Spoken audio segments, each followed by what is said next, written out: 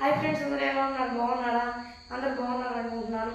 మరి ఈరోజు దేవుని వాగ్దానంతో నేను మీ ముందుకు వచ్చాను. ఈరోజు దేవుని వాగ్దానము కీర్తన గ్రంథము 37వ అధ్యాయము 40వ వచనము. యెహోవా వారికి సహాయుడై వారిని రక్షించును. వారు యెహోవా శరణుజొచ్చి ఉన్నారు కనుక ఆయన భక్తిహీనుల చేతి నుండి వారిని విడిపించి రక్షించును. మరి ఫ్రెండ్స్, ఈరోజు దేవుని వాగ్దానం ఈరోజు దేవుని వాగ్దానం ద్వారా మరి దేవుడు ఏం వాగ్దానం చేస్తున్నాడంటే, వారు యెహోవా శరణుజొచ్చి ఉన్నారు కనుక ఆయన భక్తిహీనుల చేతి నుండి వారిని విడిపించి రక్షించును. ఎవరు ఎలాంటి పరిస్థితుల్లో ఉన్నారో నాకైతే తెలియదు, కానీ దేవుడు చెప్తున్న మాట ఏంటంటే, ఎవరైతే దేవుని శరణుజొచ్చుతారో వారినంట దేవుడంట విడిపించి రక్షిస్తాడంట.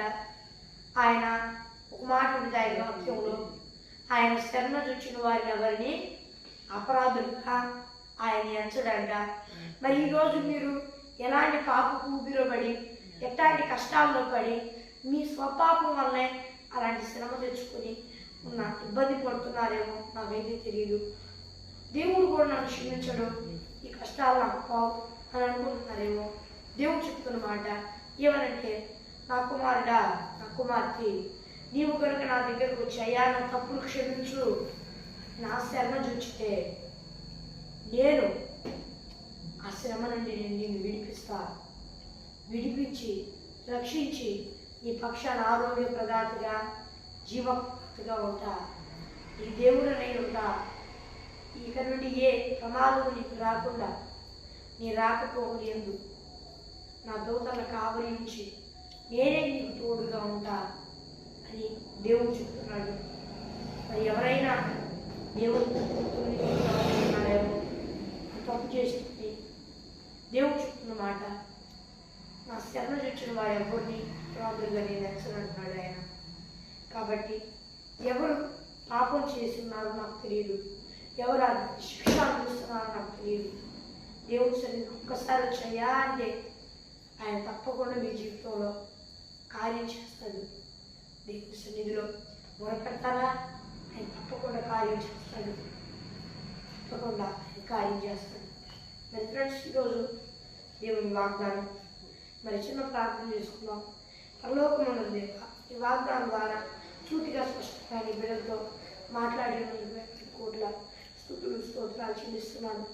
ఈ నీ బిడ్డలందరూ ఈ భూలోకంలో వారిని నేను నమ్ముకొని మారు సుఖచారం పొందుకొని బాప్తీసం తీసుకొని రక్షణ పొందుకొని నీ ఆత్మను పొందుకొని ఆత్మాభిషేకం పొందుకొని స్వయం చేయాలి.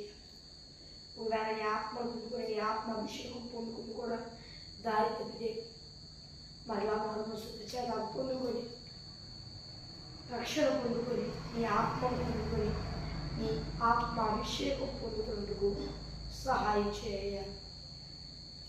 యేసు నామమున అడుగుచున్నాను నా పరలోకమందున నా పరమ తండ్రి, ఆమేన్. మరి ఫ్రెండ్స్, ఈరోజు దేవుని వాగ్దానం మరి మీ ప్రార్థన అవసరం కొరకు ఇక్కడ కనిపిస్తున్న +91 630 596 00 89 కాల్ చేయండి. మరి ఒకసారి ఇంగ్లీష్లో చెప్తాను. +91 6305 3600 అనే నెంబర్కి కాల్ చేయండి. మరి దేవుని వాగ్దానంతో మళ్ళీ కలుద్దాం. వరకు దేవుని కృపాశీస్సులు అందరికీ తోడేయండి, నడిపించునుగాక. ఆమేన్. Praise the lord.